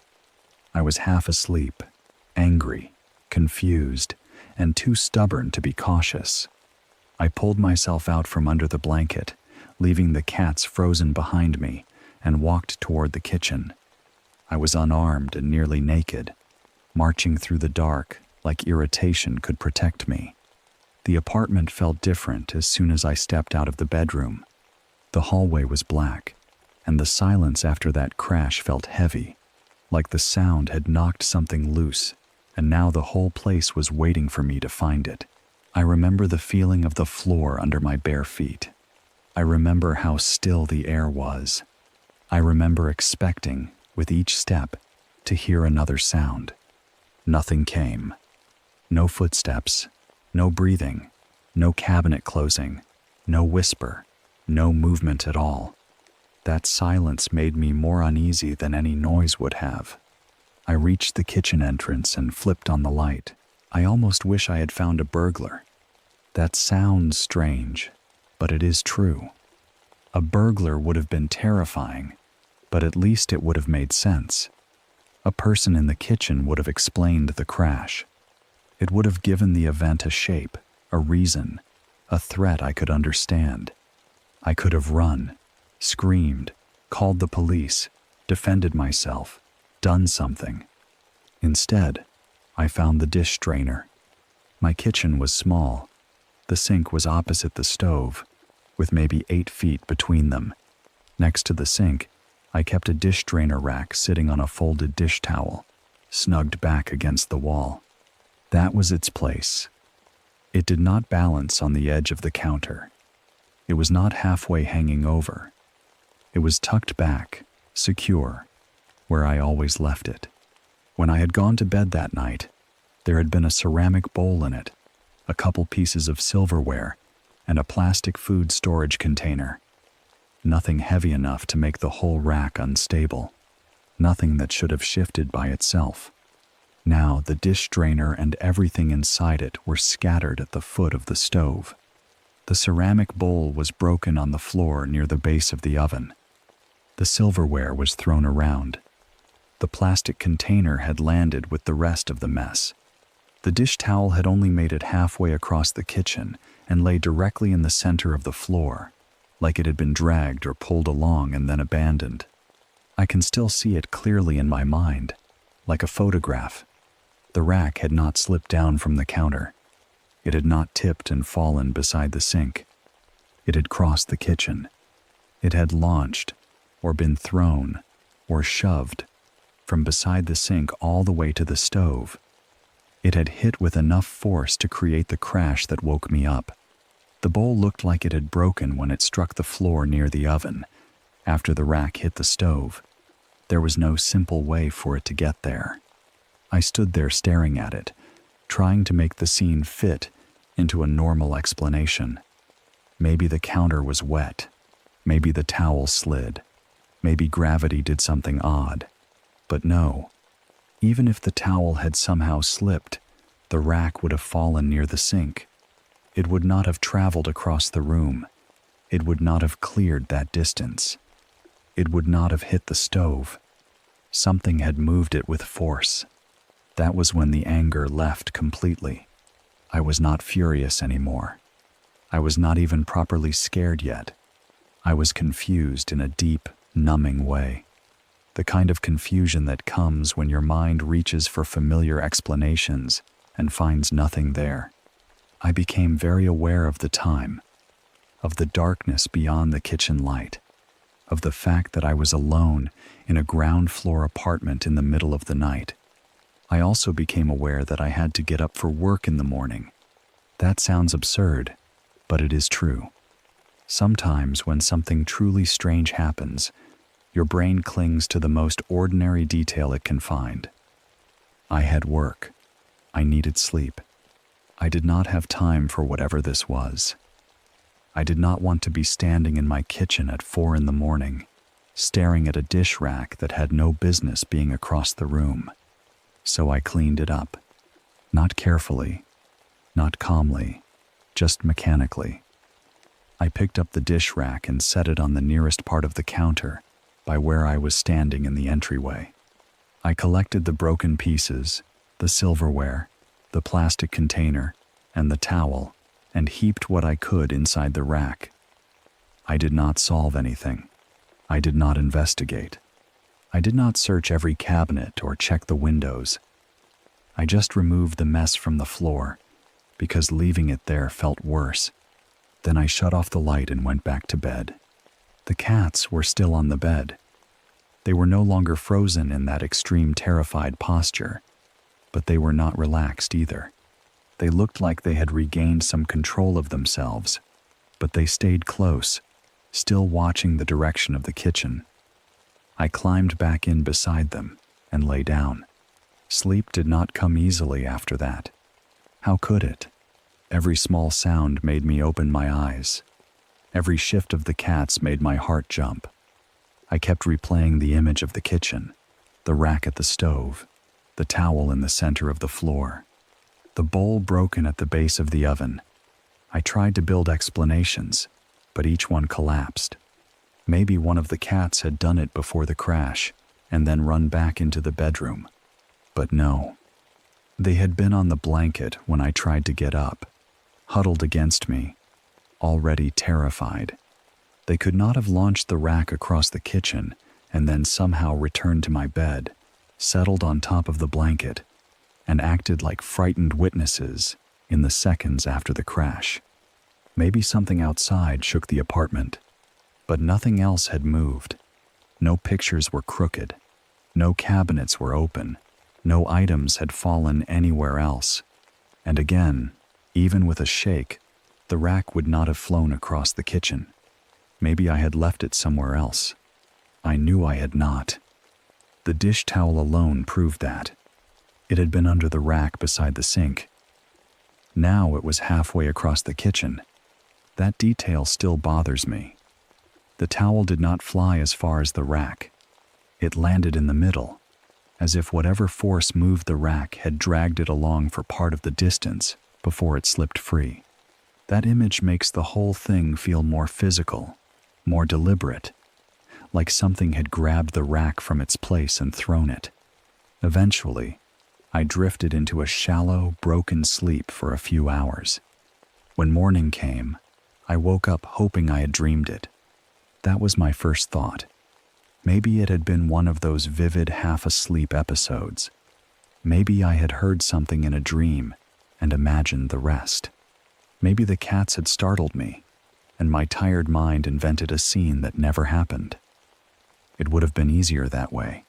But when I went to the kitchen, the dish rack and the mess were exactly where I had left them, on the counter near the entrance, the broken bowl still inside it. The proof was there. I stood in the morning light staring at it, and somehow it looked even more impossible during the day. At night, fear can distort things. In daylight, the kitchen was small and plain and ordinary. The distance between the sink and the stove was obvious. The place where the rack had started and the place where it had landed were clear. There was no hidden slope, no trick of layout, no explanation waiting to reveal itself. It had moved across the kitchen. I was raised to be skeptical, not just mildly skeptical, but deeply so. I came from a secular, blue-collar household where blaming strange things on the supernatural was considered lazy and childish. You looked for the practical cause. You did not jump to ghosts or demons or energy or whatever else people like to say when they did not understand something. I still feel that way. Even now, part of me is sure there has to be an explanation. There has to be some combination of physics, bad balance, vibrations, cats, sleep confusion, or something I missed. But I have gone over it for years, and I cannot make it work. Neither can the few people I have told. Nothing like that had ever happened to me as a child. I did not grow up in a family that told spooky stories. I do not remember old relatives whispering about hauntings or unexplained events. No one around me encouraged that kind of thinking. If anything, I was trained to dismiss it. That is partly why this stayed with me. It did not fit into my worldview. It did not feel like a spooky story happening to a spooky person in a spooky house. It was one violent, isolated event in an otherwise normal apartment, and that somehow made it worse. There was no build-up, no cold spots, no whispering voices, no long history of things moving around. Just a sudden crash in the night, 2 terrified cats, and a dish rack thrown across a kitchen by nothing I could see. People might find that anticlimactic. I understand that. Nobody appeared at the foot of my bed. No message was written on the wall. No doors slammed for weeks afterward. Nothing else like it ever happened. But that is exactly why I believe the memory so strongly. It was not embellished by a series of dramatic events. It was not part of some pattern I was trying to prove. It was simple, physical, and impossible. Something moved in my apartment with force while I was asleep, and my cats reacted like they had seen the source of it. The thing I have never been able to fully explain is the malice. That word sounds dramatic, but it is the only one that fits. The event did not feel random. It did not feel playful. It did not feel like an accidental shifting of objects. There was a hostility in it, a sudden violent interruption of sleep, a crash meant to wake me, a mess made in the most aggressive way possible without anyone actually touching me. Maybe I am projecting that onto it after all these years. Maybe the cat's terror shaped how I remember the moment. But I will never forget the way they looked toward the kitchen when we heard the crash. I will never forget their huge eyes, their ears flattened, their bodies pressed into me like they wanted protection but were too afraid to move. Animals do not care about stories. They do not care about superstition. They react to what they sense. And mine sensed something. I have long since given up actively trying to figure it out. I still think about it now and then, usually late at night, when a house is quiet and a small sound from another room seems louder than it should. I think about that tiny kitchen, the rack beside the sink, the distance to the stove, the dish towel in the center of the floor. I think about how I walked in expecting to find a normal mess and instead found something that made no sense. Maybe there is an explanation I have missed. Maybe there is some freakish chain of events that could send a dish drainer across a kitchen at 4 a.m. while 2 adult cats cowered on my bed. If there is, I have never found it. All I know is that I woke to a violent crash, found my cats terrified beside me, and walked into a kitchen where something had thrown my dish rack across the room. And even after all these years, I still hate remembering how angry it felt.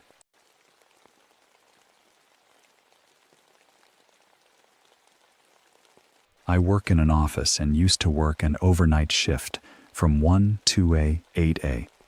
The building itself was not scary in the normal way. It was a regular office building, tall, clean, and mostly boring during the day.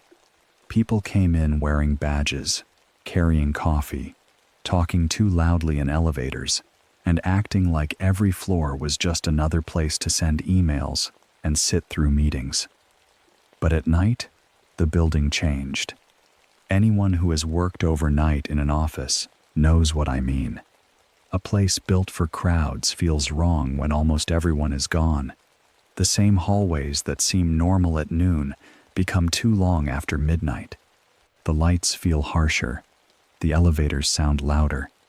Empty conference rooms look like they are waiting for people who will never arrive. Even the carpet seems to swallow sound in a way that makes you aware of your own breathing. I worked on the 14th floor, and even that late at night, there were usually a few people around. Not many, but enough that I never felt completely isolated. Someone might be in another department finishing work. Security might pass through. A cleaning crew might be moving around somewhere.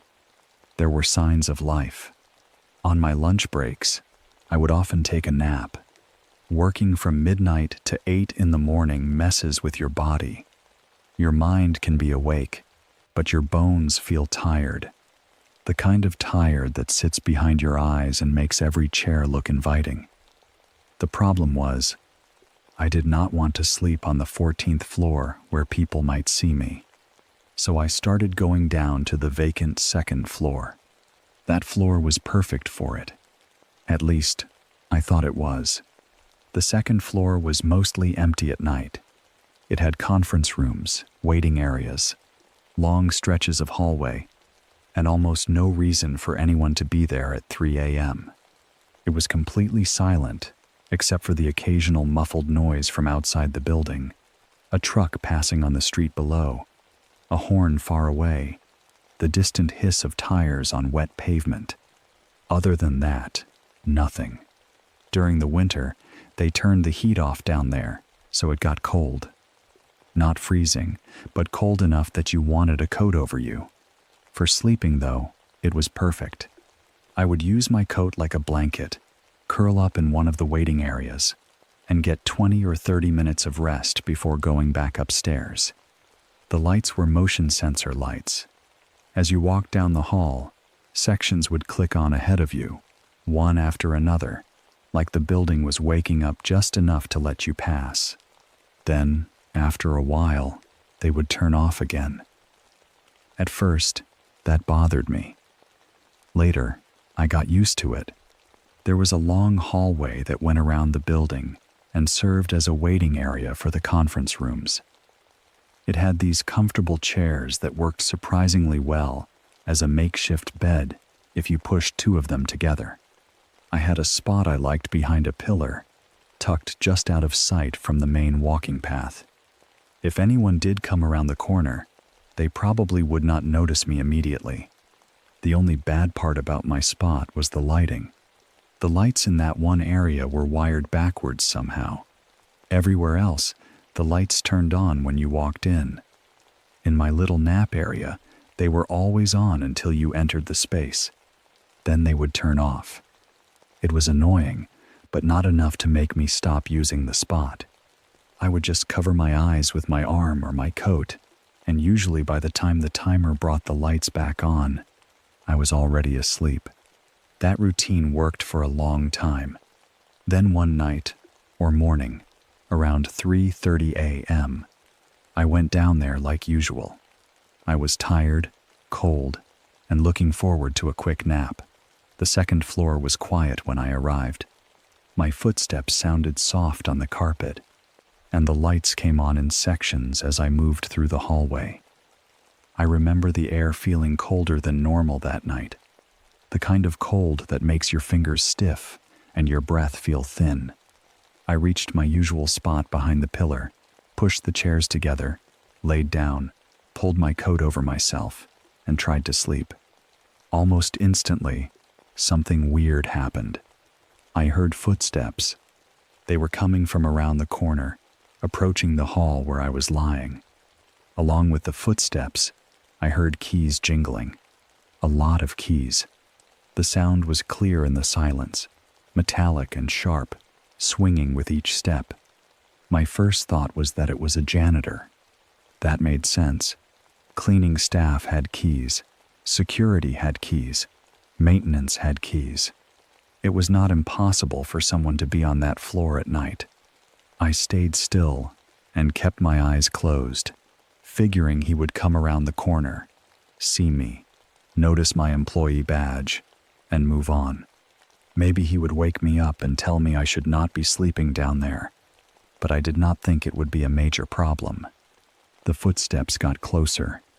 The keys got louder. Step, jingle, step, jingle, step, jingle. I waited for him to turn the corner and pass me.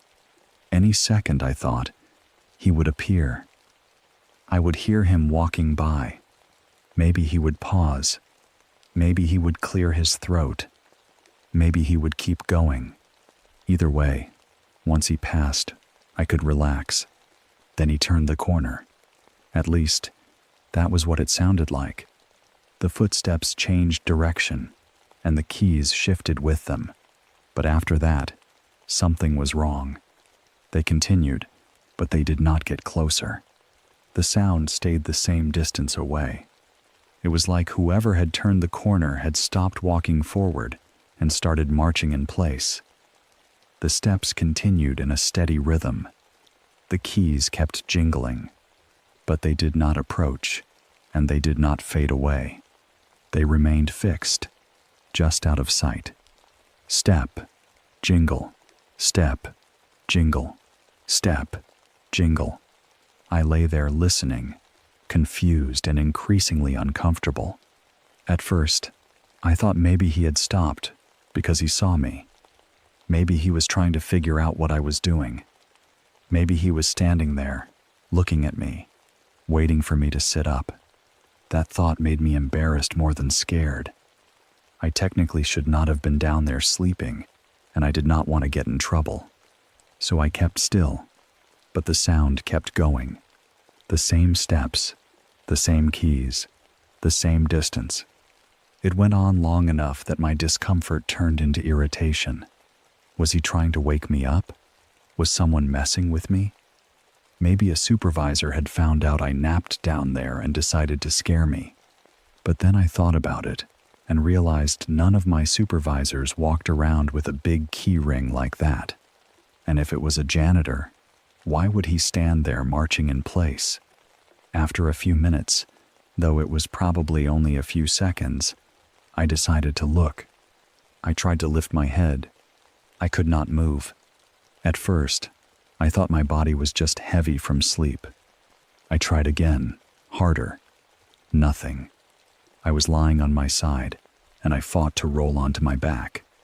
It took a strange amount of effort, like my body was moving through wet cement. Finally, I managed to force myself over. Then I realized I could not move my arms or legs. I could not speak. I could barely open my eyes, only enough to see a thin slit of light.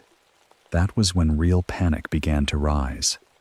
I had experienced sleep paralysis before, as a side effect of medication, so part of me recognized the feeling.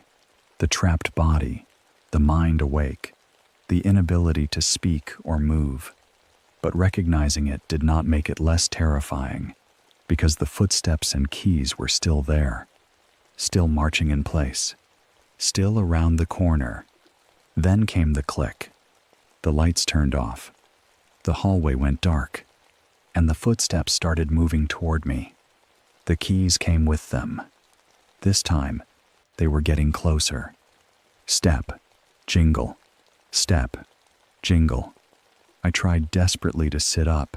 I tried to open my mouth and yell. I tried to force my eyes open wider so I could see what was coming down the hall. Nothing worked. My body would not respond. I was trapped inside myself, lying there in the dark as the sound approached. Then the weight hit my chest. Heavy, sudden, real. It felt like someone had climbed on top of me. Not a vague pressure, not just tightness from fear.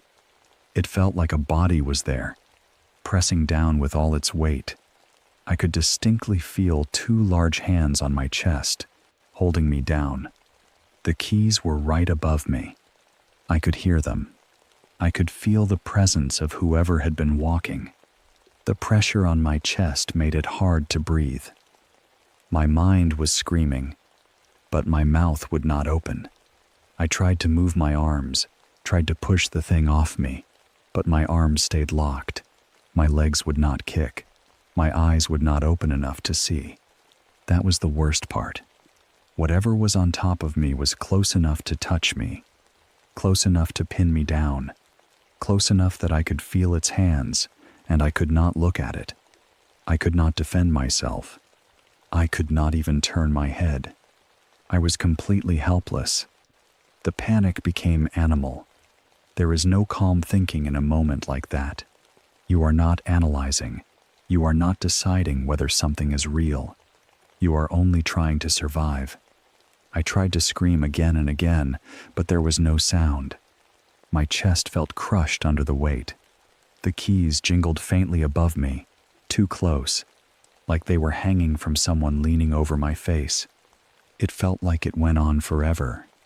Realistically, it was probably around a minute, maybe less. But time stretches when your body is trapped and something unseen is holding you down in an empty hallway at 3:30 inches the morning. Then, finally, the weight lifted. My eyes opened partway. There was nothing on top of me, nothing around me. The footsteps were already moving away, back toward the corner. The keys jingled in the distance, fading slowly, like whoever had been there was simply walking off after finishing whatever they came to do. I lifted my head. That was when I noticed the chairs. They were no longer where I had pushed them. I always placed them behind the pillar, partly hidden from anyone passing by. But now, I was lying in the middle of the hall. The chairs had been pushed away from the pillar and away from the windows, pulled out into the open. The lights were still off, which meant something had moved recently enough to trigger them. That realization hit me harder than the paralysis. If I had simply imagined the footsteps and the weight, why had the chairs moved?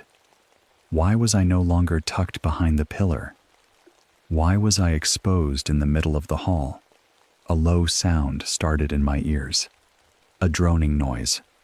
It was like an electric hum, deep and steady, vibrating somewhere between the building and my own skull. I started sweating hard. My face felt wet. My whole body felt wrong. I grabbed my jacket to wipe my face, trying to ground myself, trying to force the world back into place. When I pulled the jacket away from my face, I was back in my original spot, behind the pillar. The chairs were where I had pushed them. The lights overhead were blazing away in the silence. No footsteps, no keys, no figure, nothing. The droning sound was just the lights. I lay there for a few seconds, trying to understand what had happened. Had I dreamed the part where I was in the middle of the hall? Had the entire thing been a nightmare? Had I woken up, experienced sleep paralysis, hallucinated the lights and the moving chairs, then snapped back into full awareness? That was the explanation I wanted. It was the only one that fit my view of the world. But it did not make the fear leave. I grabbed my things and went straight back upstairs. I did not finish the nap. I did not stay to prove I was brave. I did not walk around the second floor looking for a janitor. I just left. The elevator ride back to the 14th floor felt longer than usual. Every reflection in the doors made me uneasy. Every small sound in the shaft made me think of keys. When I got back to my floor, the ordinary hum of work felt strangely comforting. A few people were still around. Computers glowed. Someone typed at a desk. There were voices somewhere. Normal human noises. I needed those. I do not believe in ghosts or supernatural stuff like that. I really do not. And like I said, I had experienced sleep paralysis before as a medication side effect. So the rational part of me is pretty sure it was a nightmare mixed with some form of sleep paralysis. But Jesus Christ, it felt real. It was horrifying. The footsteps sounded real. The keys sounded real. The lights turning off felt real. The hands on my chest felt real. The weight of a body pressing me down in that empty hallway felt real. And for a few seconds, seeing the chairs moved into the middle of the hall felt more real than anything. Later, I told a coworker about what happened. I expected him to laugh, and he did at first. I explained the second floor, my nap spot, the footsteps, the keys, the feeling of being held down. I told him I figured it was just sleep paralysis, even though it had scared the hell out of me. Then he told me something I did not know. A worker who had helped build the building had killed himself there during construction. He said some people claimed they had seen the ghost of a construction worker in empty rooms and walking the halls. We both laughed about it. A ghost. Yeah, right. That was what I wanted to think. Then he added, almost casually, "People are stupid, man. They've said they heard keys jingling and everything. Morons." I stopped laughing. I had not told him that part yet. At least, I do not think I had. I remember being sure I had only mentioned footsteps and the pressure on my chest. But the keys were the detail that made my stomach drop. The exact sound I had heard approaching around the corner. The exact sound that had kept marching in place before coming toward me in the dark. Keys jingling. That was when the memory changed for me. Before that, I could keep it safely in the category of sleep paralysis. A vivid nightmare. A bad moment in an empty hallway. My brain misfiring at 3:30 a.m. Calm. But after my coworker said people had reported hearing keys, I could not fully dismiss it anymore. Maybe it was still sleep paralysis. Maybe my mind created the whole thing from ordinary building sounds. Maybe I had heard about the ghost story before and forgotten it, and my brain used those details in the nightmare. Maybe. But I know what it felt like to lie there while the footsteps came closer. I know what it felt like when the lights clicked off. I know what it felt like to have two large hands press into my chest while keys jingled above me. And I know I never napped on the second floor again. If you're new here, I'd appreciate it if you subscribed to Darkroom Nights for daily true horror content that will haunt your dreams and keep you wondering what lurks in the shadows. And don't forget to tap the notification bell so you never miss a new story when the darkness calls out to you.